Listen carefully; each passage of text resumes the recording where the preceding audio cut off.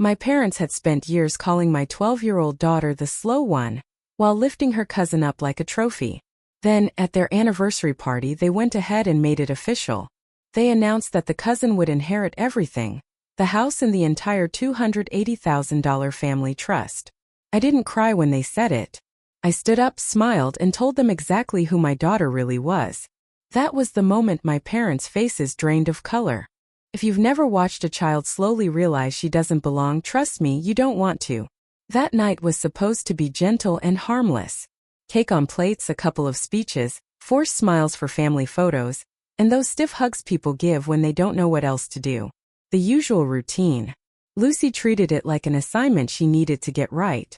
She got dressed earlier than necessary, fixed her hair twice, and held up her phone as she told me, "I'm going to record it for memories." The way she said it made me realize she already understood something painful. That good memories don't just show up in our family. You have to grab them while you still can. The second we walked into the room, I could tell exactly how the night was going to go. Emily, my sister Rachel's daughter, was already the center of attention.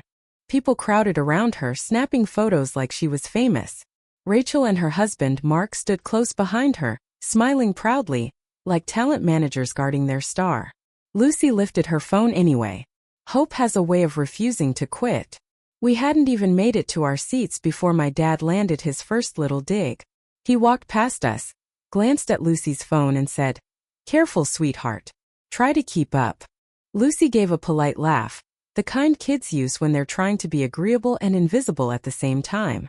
Then my mom swept in. She kissed Lucy on the cheek and said, "There's my little." She paused, looked her up and down, and finished the sentence with, "Helper. Not granddaughter. Helper." Lucy's smile flickered for just a second, but she held it in place. Dinner got underway. The room grew louder. Phones came out. A professional videographer moved around us like a shark with a nice camera. Then the slideshow started. 20 photos of Emily, trophies, stages, bright smiles. One photo of Lucy caught mid-sneeze. I saw it. I saw her notice it too. She didn't say a word. She just lowered her phone slightly like she was adjusting the angle, like maybe she could somehow fix what she was seeing. That's when my dad took the microphone. He delivered the whole 40 years together speech, wrapped it up neatly, and smiled like he was about to give a gift. "Tonight," he said, "we're also celebrating the future of this family." Rachel's hand immediately settled on Emily's shoulder. Emily smiled, confident and practiced. My dad announced clearly, "Emily will inherit the house." People applauded. My mom stepped in smoothly, taking the microphone as if she'd been waiting for it. Her smile was wide and polished. "And the family trust," she said, nodding toward Emily. "All $280,000. That goes to Emily as well. All of it. Lucy will not be included." The room erupted again. Actual cheering, like inheritance was something you earned with applause. Lucy kept her phone raised for a few seconds longer, like she was waiting to hear her name. It never came. As my parents stepped away from the microphone, my dad leaned toward someone at the front table and laughed just loud enough for others to hear. "You know how it is," he said. "One's the genius, and the other one's the dumb one." Lucy's phone dropped instantly. Not slowly. Not politely. It fell so fast the camera caught nothing but tablecloth. Her body reacted before her mind could pretend she hadn't heard it. People laughed. Not everyone, but enough. The kind of laughter people use when they're relieved the joke isn't about them. Lucy froze. She went completely still, like staying motionless might dull the pain, like disappearing would make things easier for everyone else. I didn't cry. I stood up.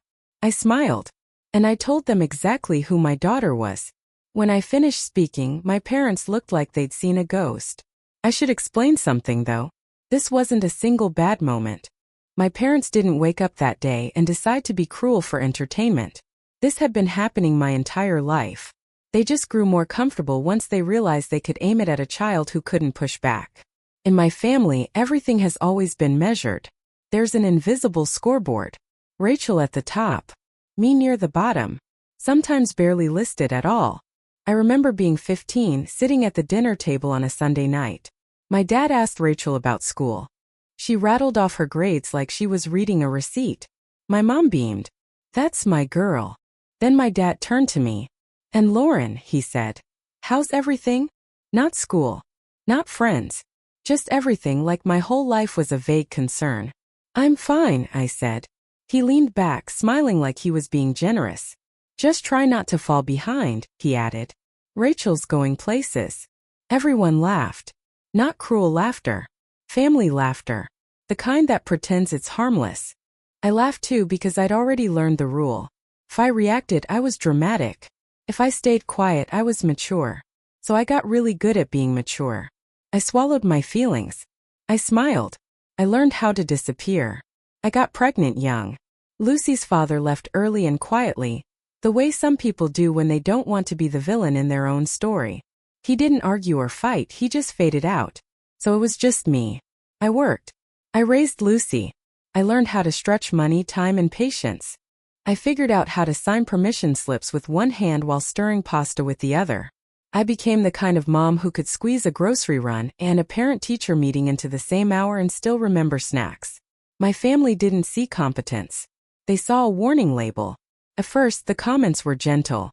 Then they sharpened. "Well, if you'd waited. Kids need two parents. That's why she's behind. Structure matters." Rachel would sit there with Mark and Emily, nodding sympathetically while benefiting from every comparison. Then Lucy started struggling with reading. Not the normal "I don't like homework" kind of struggle. The real kind. The kind that slowly crushes a child's confidence. She'd stare at the page like the words were moving. She'd lose her place and get angry with herself like it was a personal failure. She'd read a word correctly once, then trip over it the next time like her brain was playing tricks. One night, she slammed her book shut and whispered, "Why can't my brain just work?" That sentence never leaves you. So I had her evaluated. Dyslexia. Not rare. Not shameful. Not the end of the world. Just a different kind of brain trying to function in a world that prefers everything neat and linear. Lucy is smart. She's sharp and funny. She remembers tiny details from conversations I forgot minutes after they ended. She sees patterns. She creates connections that make adults stop and stare. She just doesn't process letters the way my parents think intelligence should look. My parents didn't react with curiosity. They didn't respond with understanding. What they offered instead was judgment, wrapped up in fake concern. My mom would tilt her head and say things like, "Oh, that must be hard." The way people do when they've already decided who's at fault. At a holiday gathering last year, Lucy tried to read a card out loud. She went slow and careful, really concentrating because she wanted to do it right. Someone laughed, loud enough to stop the room for a second. "Honey, take your time," they said. "We'll be old by the time you finish." A few people chuckled.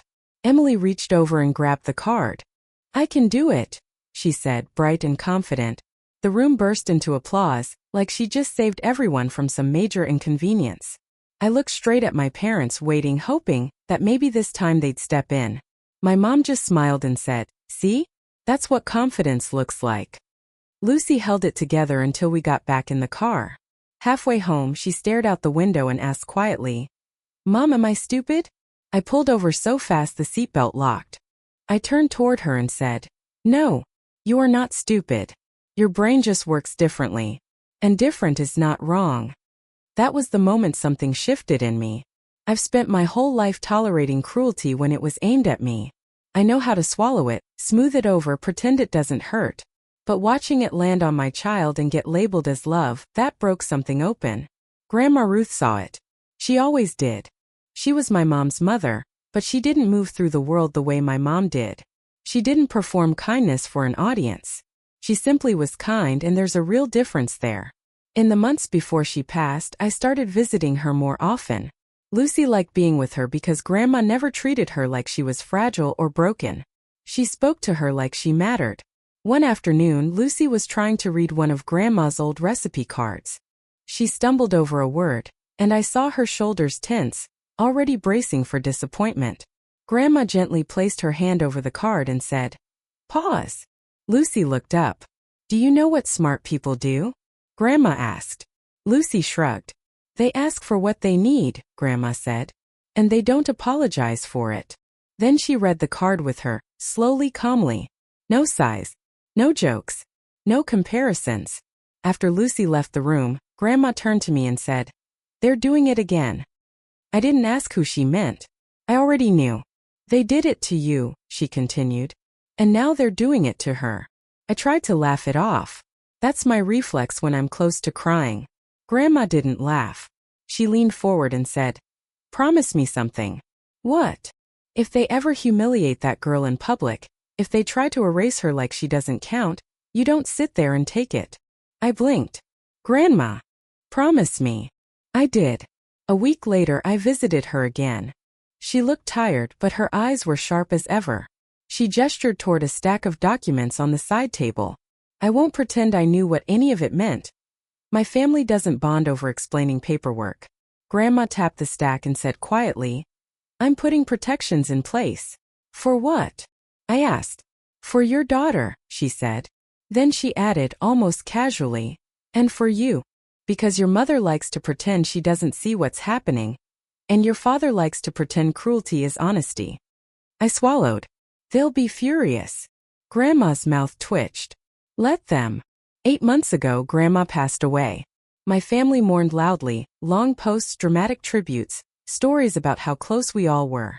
Which is always interesting to hear from people who forget my child's birthday but never miss Emily's award schedule.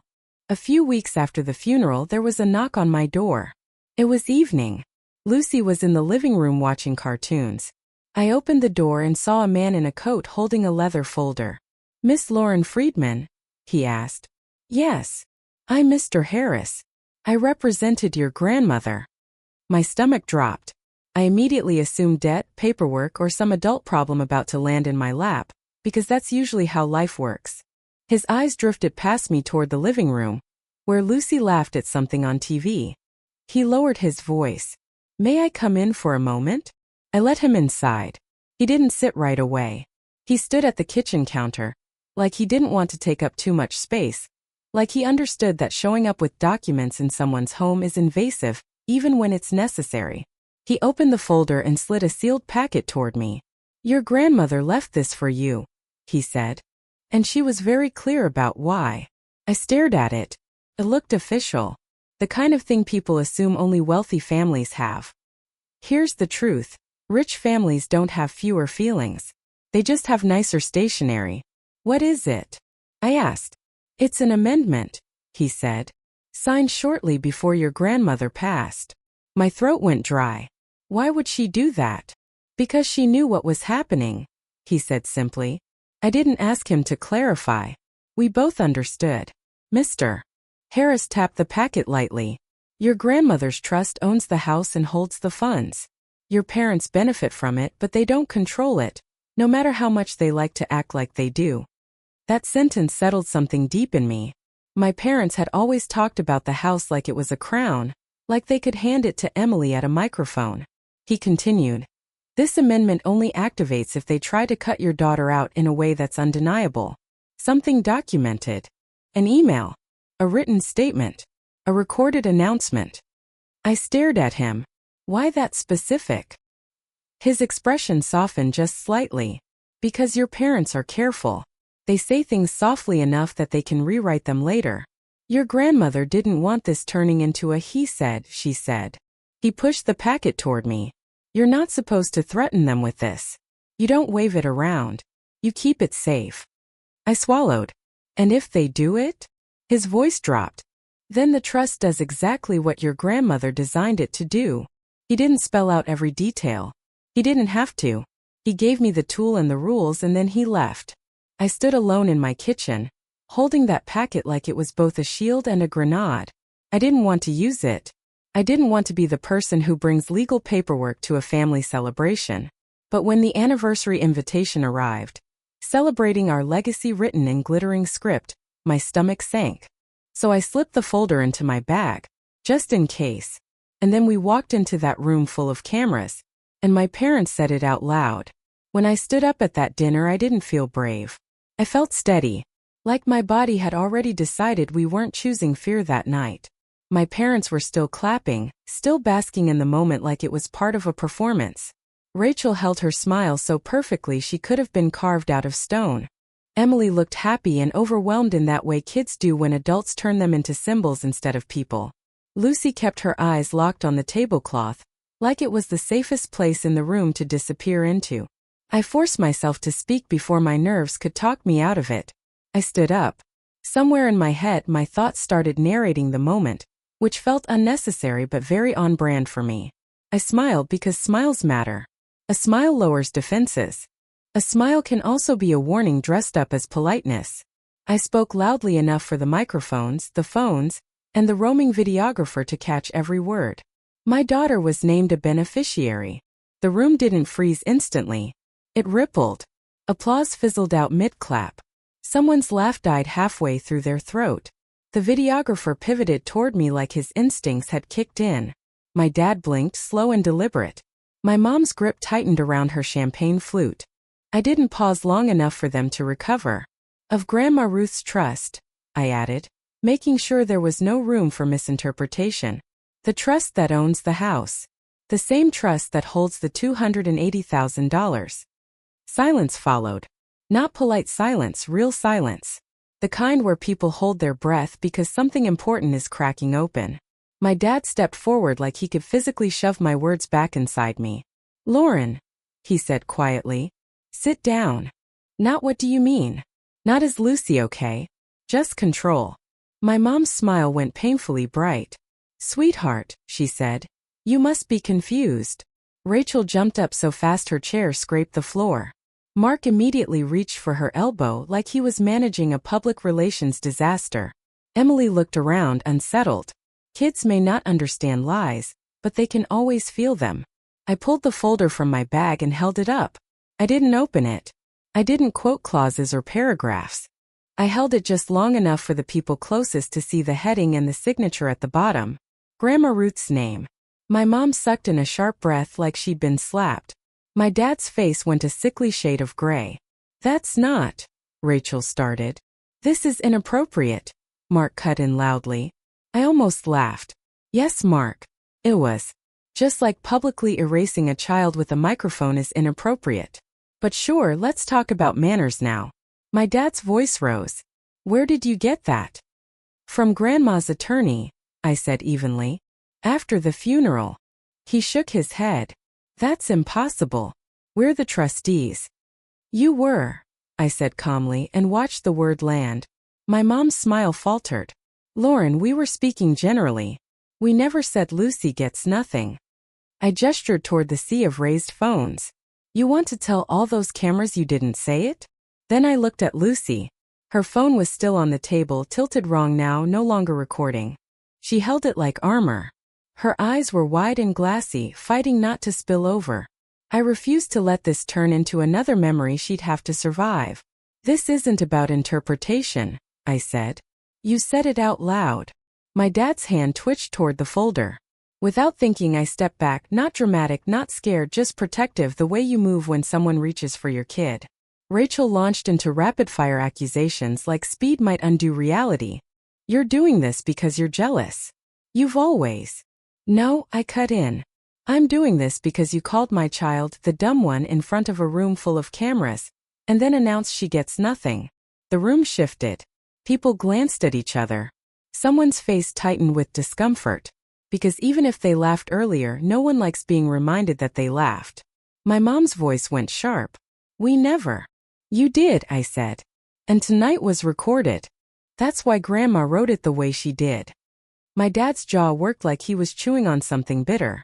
"So what does this even mean?" Someone whispered from a nearby table.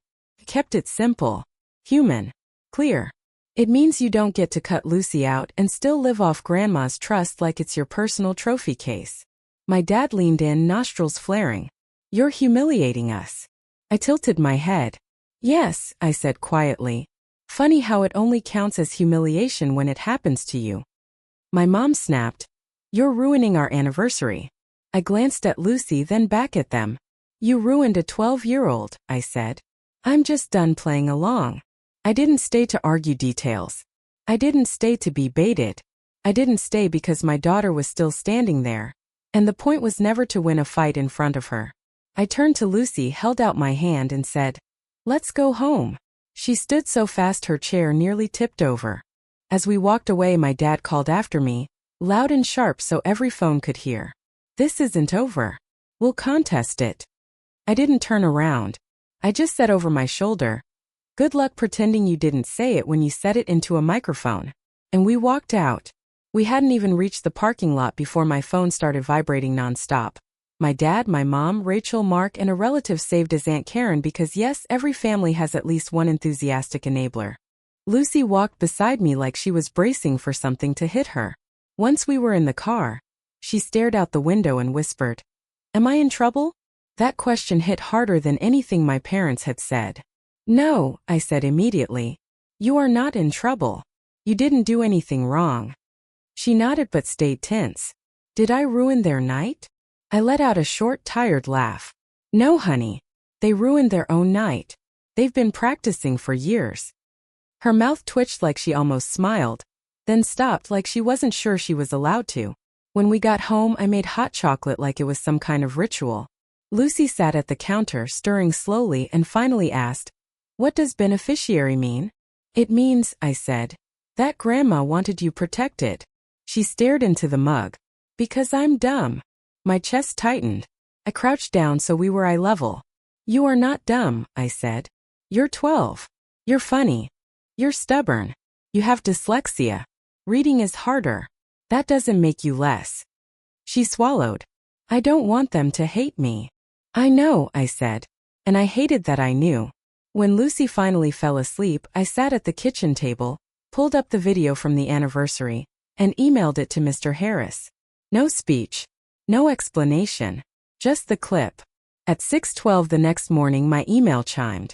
Subject: Confirmation of notice receipt. Ruth Family Trust. That's the kind of subject line that makes your stomach drop even when you asked for it. I stared at the screen for a second before opening it. Mr. Harris's name was right at the top. The message was short, clean, and professional. He confirmed he'd received my email and the attached video from the anniversary. The toast, my mom's laugh, the words that goes to Emily too, all floating through a room full of applause. Then I read the sentence that made my hands start to shake. The triggering event occurred on record. The administrative steps will begin today. Administrative steps. 2 words that sound harmless until they're aimed directly at someone. At 7:03 a.m. My phone rang. My dad. I didn't answer. He called again. And again. Then the voicemail came through. His voice started calm, which is always when he's the most dangerous. "Lauren," he said, "I need you to stop whatever you think you're doing. This is a misunderstanding." Then the calm snapped. "If you don't fix this, you will regret it." I saved the voicemail, not because I'm petty but because I'm a single mom and single moms survive on receipts. At 8:20 a.m. Rachel sent a long text that opened with, "I can't believe you would do this to Mom and Dad." I stared at it, and something in my brain went quiet. Not numb, just finished. I typed back one sentence. "You watched them do it to my child." Then I placed my phone face down. Here's what I've learned. Arguing with people who don't want the truth is like trying to teach algebra to a cat. It won't work and you'll just get hurt. They escalated anyway. That afternoon, Lucy's school called. The receptionist sounded cheerful, completely unaware she was dropping a grenade. "Hi," she said. "We just wanted to confirm. Lucy's grandmother and grandfather are here to pick her up." My lungs went cold. "What?" I said. "They said it's an emergency," she added. "They're listed as family on her file." Of course they were. Years ago, back when I still believed in family, I'd put them down as emergency contacts. I hadn't updated it yet because my life is basically a rotating list of things I haven't updated, including my stress level. I gripped the phone until my fingers hurt. "Do not release her," I said, my voice sharp enough to cut. "I'm on my way." I left work early and drove like my heartbeat was steering. When I reached the school office, my mom was standing there with that bright, friendly smile she uses when she wants strangers to believe she's kind. My dad stood beside her, stiff and irritated that the world wasn't bending the way he expected.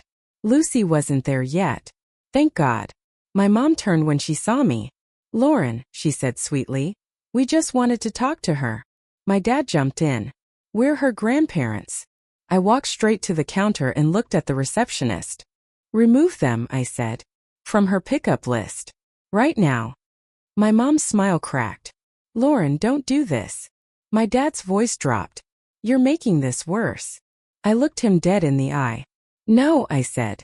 You did that when you tried to corner my child at school. My mom snapped. We're family. I laughed once, short and sharp.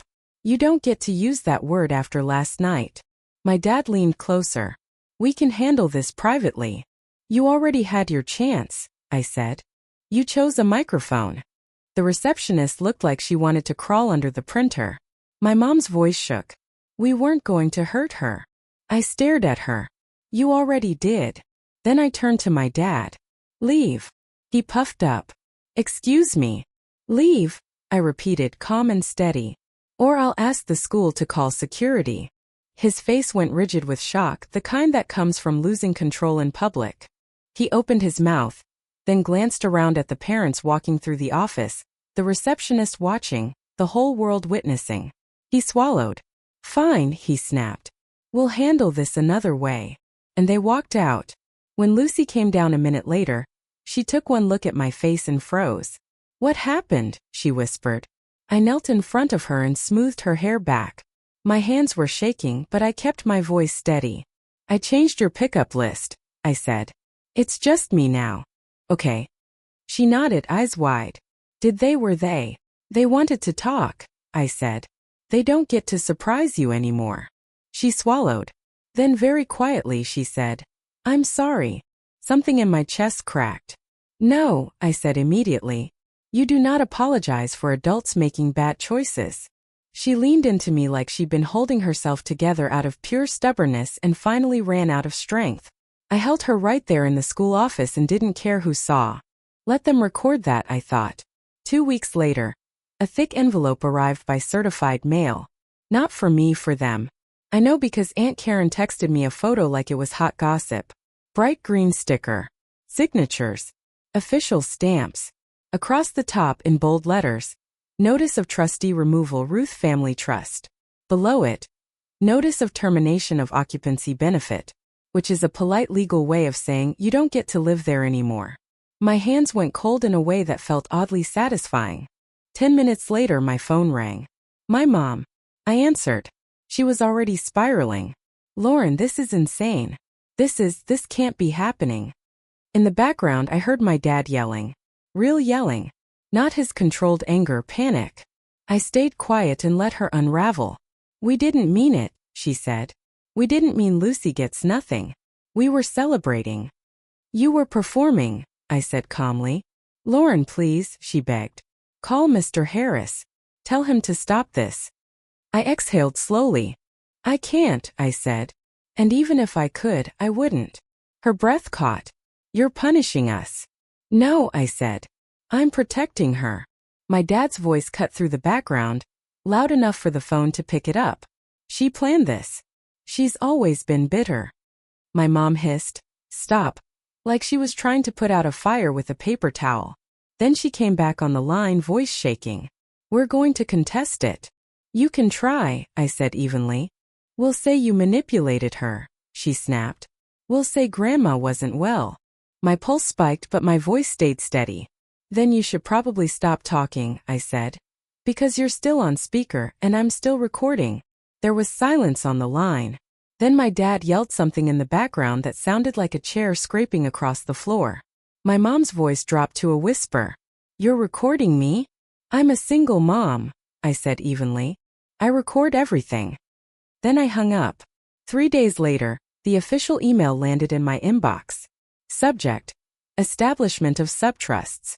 Beneficiary allocation confirmed. I opened it with my heart pounding. The message was brief, clean, and clinical. No drama, no commentary, just facts. 2 subtrusts were being created.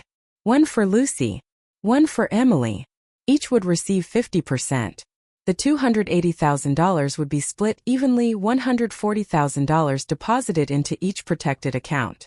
The house, because you can't divide a house like a cupcake, would be listed for sale. Once sold, the proceeds would be split 50-50 and added to the 2 subtrusts. At the bottom was the timeline. Occupancy benefit terminated. Vacate within 30 days of notice. 30 days. My parents had built their entire identity around that house. It wasn't just where they lived, it was their stage. And now the lights were going out. I sat at the kitchen table staring at the email until my eyes burned. Then Lucy walked in and asked quietly, "Mom, are we okay?" I looked at my daughter. This kid adults had labeled the dumb one instead of protecting her, and something in me softened. "We're okay," I said. "We're safe." She nodded slowly. "Does that mean they'll stop?" I swallowed. "I can't control what they do," I said honestly. "But I can control what they get access to." Her eyes lifted. "Access?" I smiled a little. "Yeah, access." That night I emailed the school again. I updated every contact, every permission form, every list I should have fixed a long time ago. Then I sent one text to my parents. Just one sentence. "You do not contact Lucy without me. Ever." My dad replied immediately. "You can't keep her from us." I stared at the screen and typed back, "Watch me." Later I found out the video didn't just circulate, it exploded. Not because I shared it. I didn't. I had a kid to tuck in and a school pickup list to rewrite. But family group chats don't need my help. They're basically wildfire with thumbs.